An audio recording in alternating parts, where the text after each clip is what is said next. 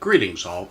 So, I've been presented with some questions about the process of doing a screencast about a screencast. So, I decided to do the most meta thing ever and do a screencast about how to do a screencast of a screencast.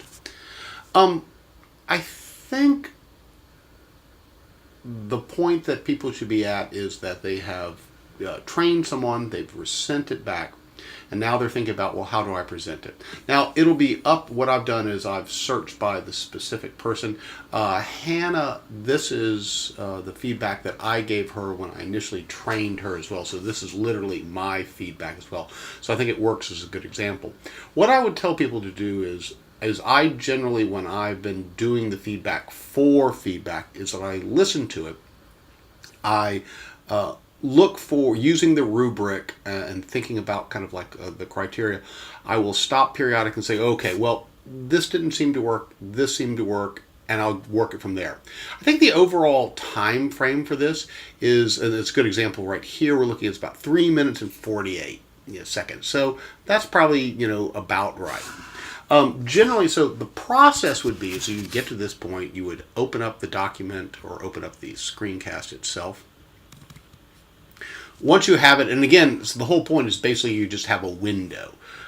You would listen to the document, and then you would open up you've listened to the document, you've taken your notes, and then you would open up Screencast-O-Matic. You would open that up.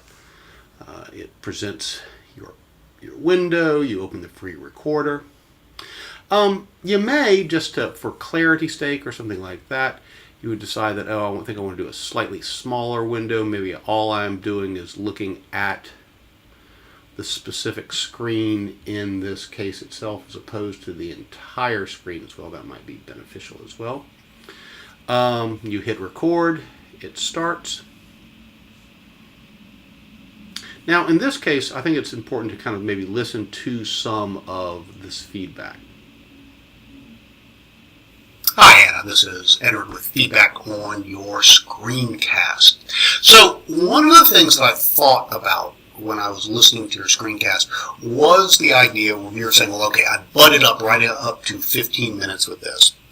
And I think I really hit on something. I think I kind of know part of the reason why is.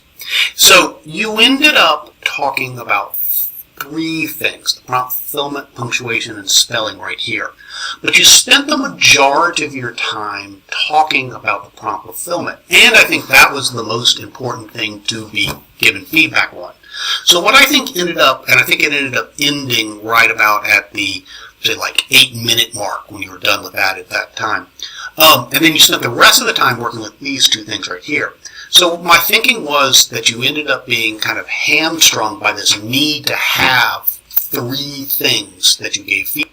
So that's probably a good example. So here I specifically talked about this idea of the mandate of three. I think this is actually where this came from as well, where I felt that that if she had kind of just done the one prompt and stuck with that, it would have ended up working out.